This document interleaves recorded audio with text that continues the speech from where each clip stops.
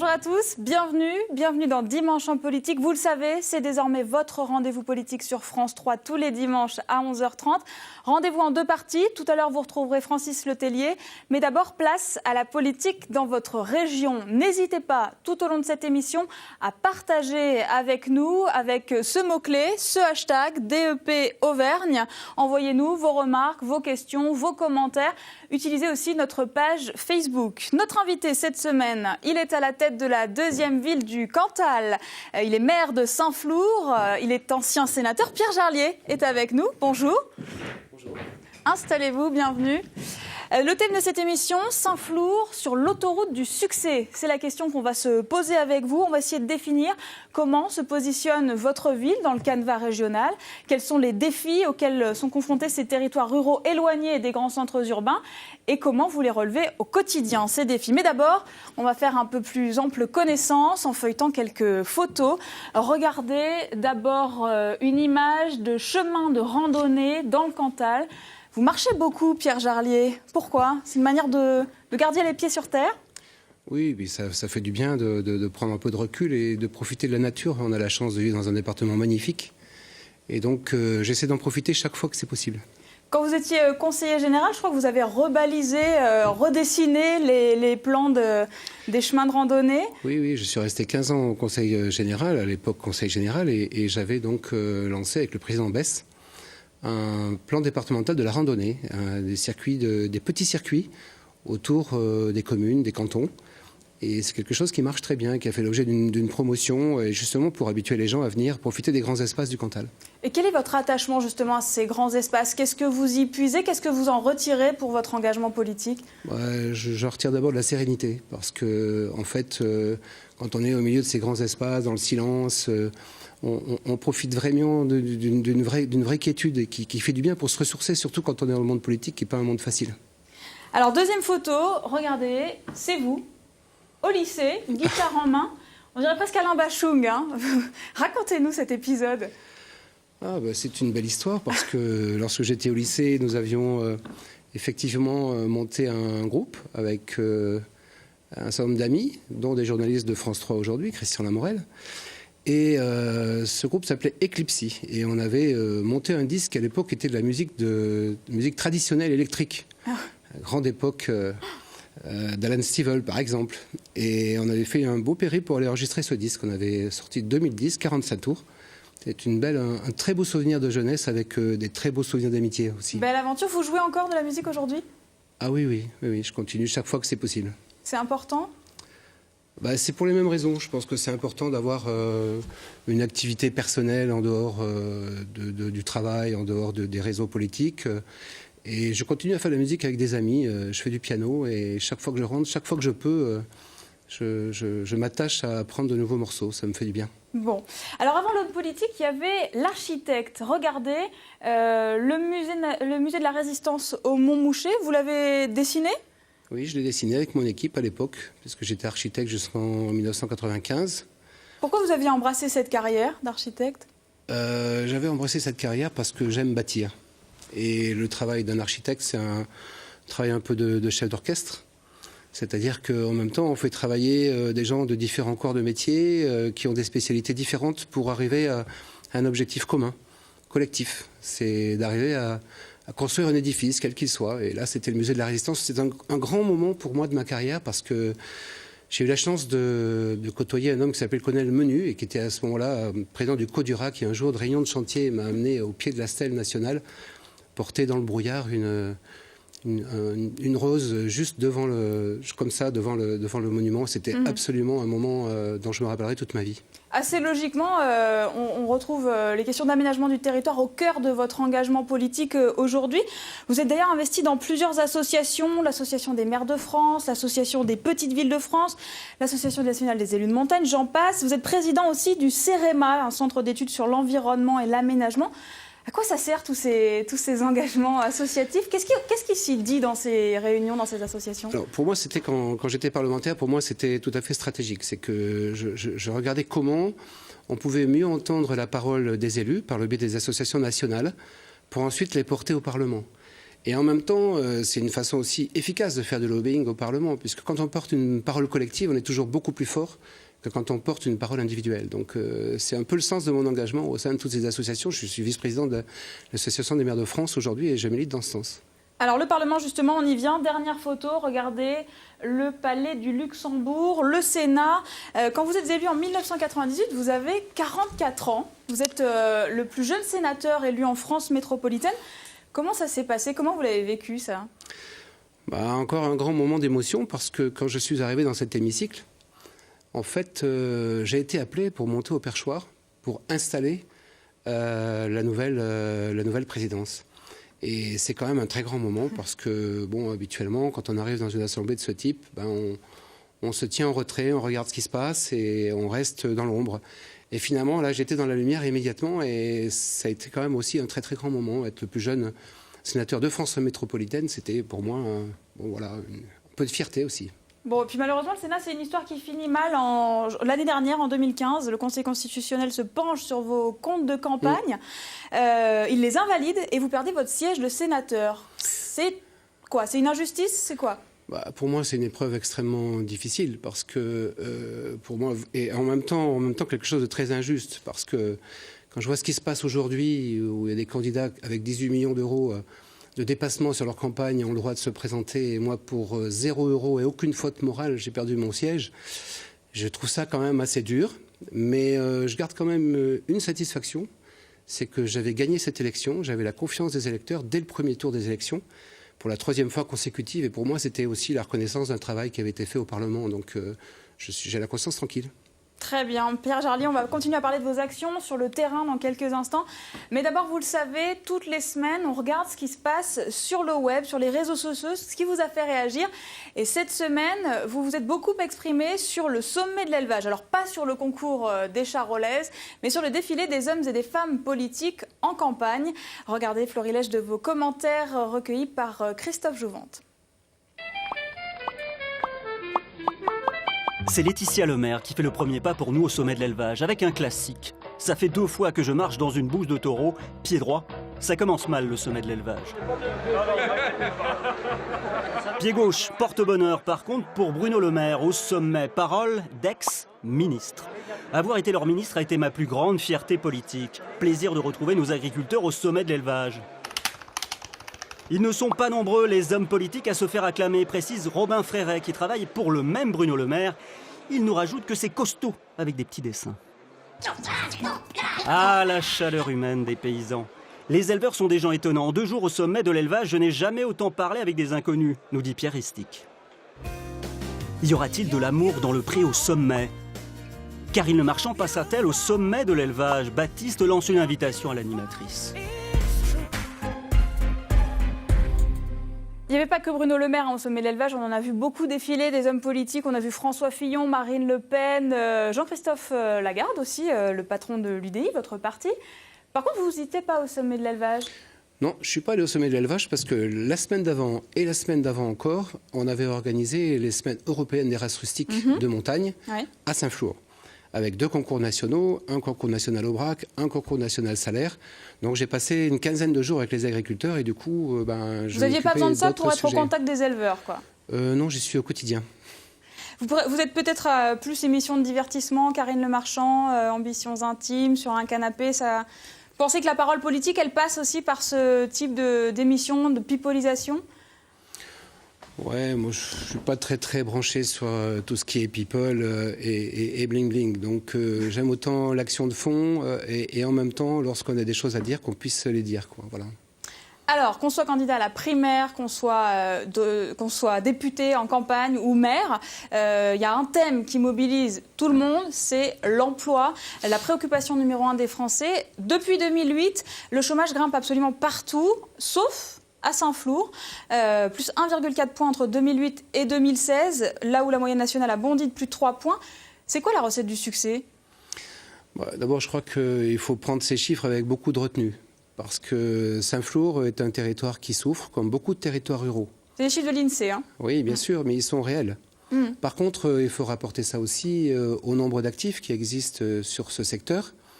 Et en même temps, je crois que si on a quelques chiffres encourageants, c'est aussi parce qu'il y a eu un vrai travail d'équipe depuis longtemps, avec des élus qui sont extrêmement mobilisés, des forces vives qui sont très mobilisées pour tirer parti de cette autoroute qui est arrivée à Saint-Flour à ce moment-là. Le principal atout, c'est cette autoroute, mais cette autoroute, elle est arrivée dans les années 90. C'est ça. C'est seulement aujourd'hui qu'elle apporte... Au moment où l'autoroute est arrivée, la situation à Saint-Flour était compliquée. Il n'y avait pas de réserve foncière, il n'y avait pas d'intercommunalité, il n'y avait pas de projet collectif. Et donc, notre première priorité, ça a été ça. C'est de nous mettre ensemble autour d'une table pour voir comment on pouvait faire pour tirer parti de cette autoroute. Depuis, on a accueilli 80 entreprises avec 6 zones d'activité. Alors, qu'est-ce qu'on leur dit à ces entreprises? Quel outil on leur donne pour les attirer et les faire rester à Saint-Flour? Vous savez, en fait, bien souvent, on parle de développement exogène. On dit on va faire venir des entreprises de l'extérieur. Bien sûr, on a essayé de le faire. Il y en a quelques entreprises de l'extérieur qui sont venues. Mais ce qu'il faut retenir, c'est que ce sont les artisans et les entreprises du secteur qui se sont mobilisés et qui ont investi pour développer leurs entreprises. Et moi, je crois beaucoup sur ce sujet-là, à partir de la valorisation des richesses locales, à partir de la valorisation de l'agroalimentaire, par exemple, à partir du fait aussi qu'on a des entreprises de sous-traitance parce qu'on a de la main-d'œuvre de qualité. Donc, en fait, ce sont les qualités intrinsèques de ce territoire qui font qu'aujourd'hui, eh bien, il y a des entreprises qui leur font confiance. À Saint-Flour, il y a une problématique quand même bien particulière, il faut le rappeler, c'est qu'on est en zone rurale avec des agriculteurs. Comment ça se passe? Comment se porte l'emploi dans ce secteur-là? Justement, quand on analyse un peu ces chiffres d'un pourcentage de chômeurs assez faible, il faut regarder qu'est-ce qui se passe chez les actifs. Dans le même temps où on a résisté sur la montée du chômage, on a perdu 10% d'actifs agricoles. Et lorsqu'on sait qu'aujourd'hui, ces actifs agricoles représentent encore 15% de la population active, eh bien, on voit donc l'impact très important du maintien d'une agriculture familiale qui permet aussi de faire de l'aménagement du territoire, de maintenir de la vie dans les communes. Donc en fait, on est dans un cadre un peu particulier, c'est qu'à la fois, il y a eu des emplois industriels qui ont été créés. Sur la même période, c'est plus 5% d'emplois industriels. Mais en même temps, au fur et à mesure qu'on crée des emplois nouveaux, on en perd énormément dans le monde agricole, ce qui fait que l'équilibre est extrêmement difficile à maintenir. Alors toujours sur le volet économique, la loi montagne va être modernisée, elle est en train d'être réétudiée au Parlement en ce moment. Qu'est-ce que vous en attendez de cette loi? Moi, j'en attends beaucoup pour la moyenne montagne. Parce que lorsque il y a eu cette nouvelle loi montagne, il y a maintenant plus de 25 ans, ça avait suscité un vrai espoir pour la montagne, parce qu'il y avait un acte fondateur d'une politique d'aménagement du territoire. Depuis, beaucoup de choses ont changé. La haute montagne s'en est pas trop mal tirée avec les stations de ski, avec les problèmes qu'on connaît aujourd'hui avec le climat, mais globalement ça fonctionne. Mais en moyenne montagne, dans les territoires dans lesquels c'est l'agriculture qui fait vivre le territoire, il y a de vraies difficultés, de vrais risques de désertification, des vrais risques de maintien de départ des services publics notamment. Donc aujourd'hui, il faut un nouvel élan pour ces territoires parce qu'il y a aussi une attente des gens qui veulent venir vivre à la campagne. Là, la loi n'est pas à la hauteur des enjeux, vous trouvez ? Aujourd'hui, très franchement, je trouve que la loi est en deçà de ce qu'on peut en attendre. J'espère que le débat parlementaire va enrichir tout ça. La question de l'offre de soins, par exemple, la question du numérique en montagne est absolument capitale. Pour qu'un territoire soit attractif, il faut absolument qu'on puisse assurer cette présence-là, une offre de soins de qualité, du numérique, parce que c'est le quotidien et ça peut aussi permettre de créer de nouveaux emplois. Donc il y a des enjeux nouveaux qu'il faut absolument écrire dans cette loi. Un mot sur la région qui vient de voter un contrat Ambition Région, de nouvelles aides à destination des communes. Je résume, pour les villes de moins de 20 000 habitants, ça représente 10 millions d'euros par an sur 3 ans pour des projets structurants. À Saint-Flour, ça donne quoi ce contrat Ambition Région ? Nous, on croit beaucoup à ce type de contrat. On avait déjà un contrat avec la région. Et on est d'ailleurs prêt, dans le cadre d'une extension de notre intercommunalité, à signer un nouveau contrat avec la région, contrat Ambition, parce que cette politique contractuelle, elle permet d'abord aux élus de se mettre d'accord sur leurs priorités en matière de développement, et ensuite d'aller chercher des financements qui soient optimisés, parce que dans une période où il y a moins d'argent, eh bien, il faut mieux cibler nos investissements. Donc moi, je crois beaucoup à cette politique contractuelle avec la région, comme d'ailleurs avec les autres acteurs, y compris avec l'État. Alors, on va continuer à parler de vos choix politiques dans quelques instants. Mais d'abord, on marque une petite respiration avec la photo de la semaine. Regardez, ce sont les pompiers de Vic-sur-Cère, les pompiers volontaires. Les pompiers volontaires qui représentent aujourd'hui 80% des effectifs dans les centres de secours. C'est à peu près la moyenne nationale qui est à 78%. Et aujourd'hui, il y a une grande campagne qui est lancée dans les cinémas pour recruter parce qu'on en manque de ces pompiers volontaires. On a discuté nous, avec le préfet du Cantal qui nous a dit qu'il constatait une baisse de la motivation, des bonnes volontés, que c'était vraiment difficile aujourd'hui de motiver. Est-ce que vous partagez ce constat, vous, dans la société civile? Est-ce qu'on manque de bonne volonté pour animer la vie de la société? Je crois que malheureusement, les volontaires, c'est de plus en plus difficile de les mobiliser parce que, évidemment, il y a toute la question de la compatibilité avec le travail. Donc, en réalité, il faudrait vraiment améliorer ce statut de volontaire pour qu'on puisse maintenir des vocations. Et il y en a beaucoup de vocations. La preuve, c'est qu'il y a beaucoup de jeunes qui se lancent dans le volontariat. Mais ensuite, lorsqu'ils rentrent dans le monde du travail, c'est tellement difficile de lâcher le travail pour aller justement dans les interventions. Et ça, c'est un vrai sujet. Donc, de la flexibilité sur l'emploi avec le statut de volontaire. Et puis, peut-être un meilleur statut pour être un peu plus incitatif, quoi. Mais ça me paraît très important. Alors, on va passer aux questions de politique nationale avec Geneviève Colonna-Distria qui nous rejoint sur ce plateau. Bonjour Geneviève. Bonjour. Bienvenue Geneviève. Geneviève Colonna-Distria qui est journaliste de presse écrite notamment au Point et journaliste web pour newsauvergne.com. Je vous cède la parole, vous avez 5 minutes en tête-à-tête avec Pierre Jarlier. Bonjour Pierre Jarlier. Bonjour. Ma première question est très simple. On a assisté jeudi soir à un débat le premier débat pour les primaires. Vous allez soutenir qui exactement? Moi, je soutiens Alain Juppé depuis longtemps. Et j'ai d'ailleurs fait savoir il y a déjà plusieurs semaines et plusieurs mois même sur les réseaux sociaux. Mais vous n'avez pas changé d'avis au regard de cette émission, de ce débat? Non, ça n'a je pas n'ai influencé pas changé votre d'avis au choix. regard de cette émission et je ne sais pas bien qui pourra changer d'avis au regard de cette émission qui était quand même relativement soporifique et dont le format était quand même pour moi peu lisible.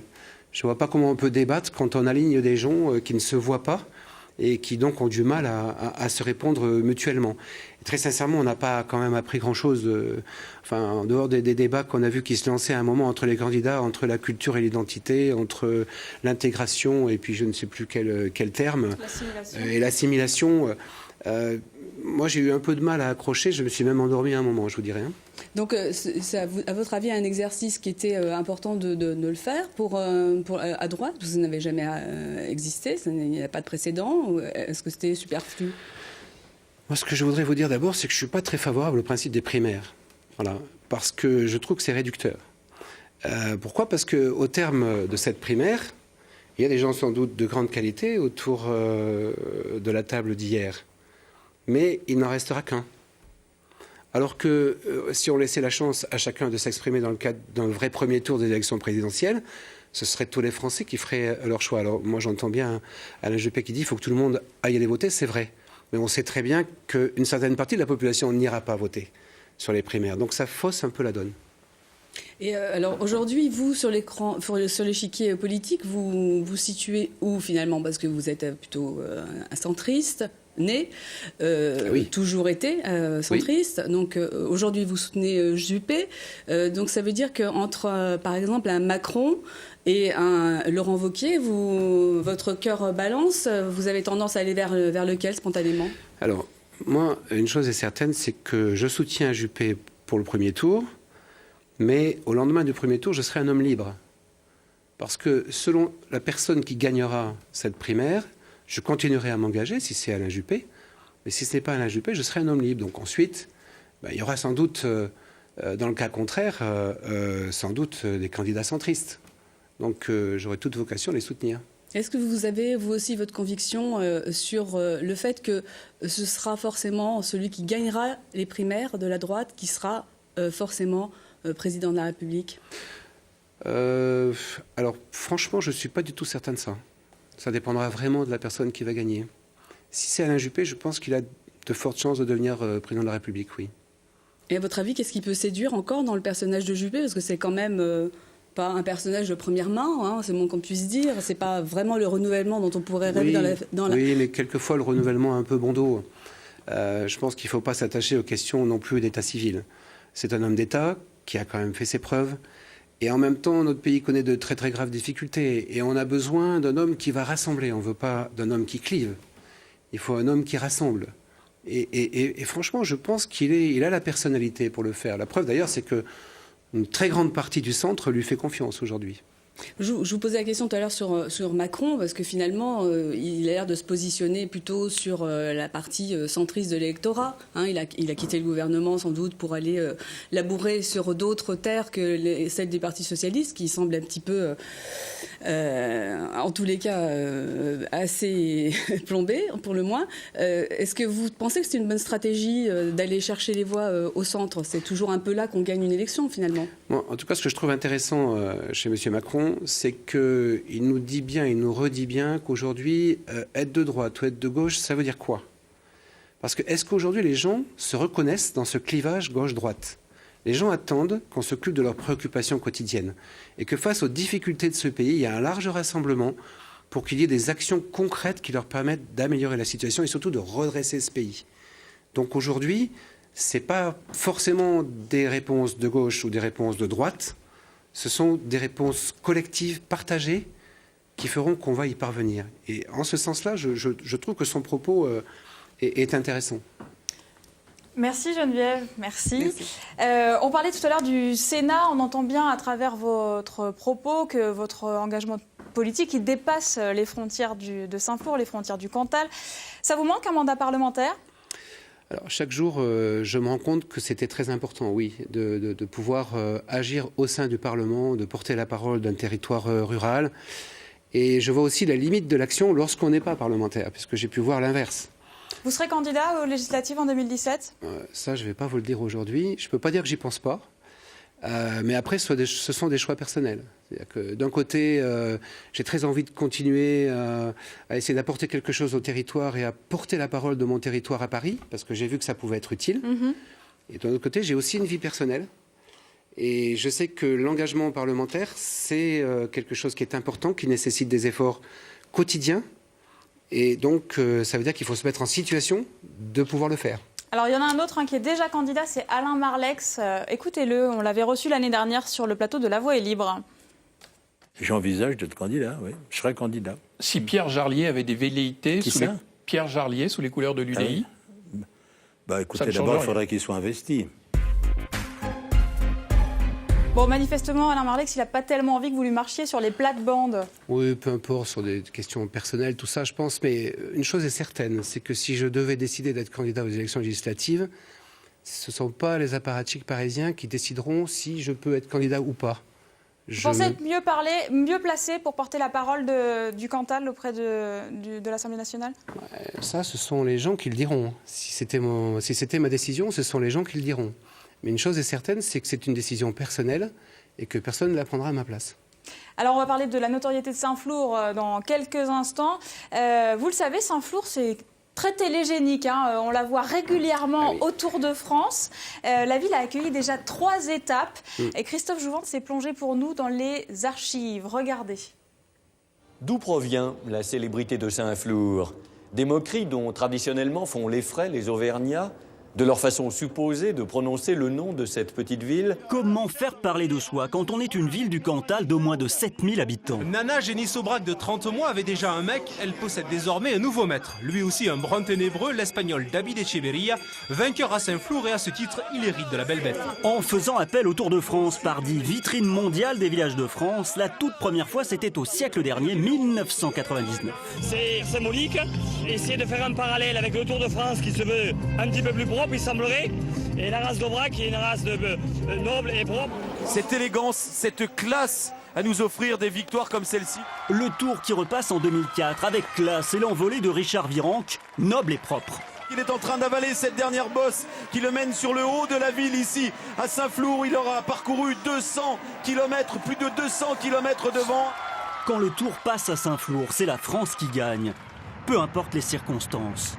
Kilomètre 174, une voiture heurte Fletcha et Hoogerland dans l'échappée. Les 2 coureurs volent sur le bitume. leurs espoirs de victoire s'envolent. 2011, 3e passage du Tour. L'Espagnol donne tout dans la montée vers Saint-Flour et s'impose, mais la belle opération est pour Thomas Vauclair, qui revêt le maillot jaune. Et Jean-Paul, on ne peut pas ne pas parler de Saint-Flour. Ah oui, ça c'est la cathédrale Saint-Pierre. Et même quand il passe juste à côté le Tour, Saint-Flour sait se montrer à la télé. En 2008, encore gagné. Ne va construire sa cathédrale qu'au 15e siècle. En 2017, le Tour de France à Saint-Flour? Écoutez, en tout cas, le plus rapidement possible. On a accueilli le Tour de France 3 fois, c'était une vraie fierté. On a aussi largement, trouvé de bonnes relations avec la société ASO, qui lui a permis de s'implanter aussi dans le Cantal. Comment ça marche? Vous posez votre candidature? Oui, on pose sa candidature et puis on va voir les dirigeants et on essaie de leur expliquer qu'on a les structures d'accueil, qu'on a aussi la volonté collective. Merci, pardon, on arrive à la fin de cette émission, le Tour de France 2017. On saura si mardi, il passe à Saint-Flour. Merci d'être venu sur notre plateau. Tout de suite, le journal régional et puis la deuxième partie de Dimanche en politique avec Francis Letellier qui reçoit Stéphane Le Foll, le ministre de l'Agriculture et le porte-parole du gouvernement. Il ne me reste plus qu'à vous souhaiter une excellente fin de week-end. On se retrouve dimanche prochain à 11h30. Très bonne journée.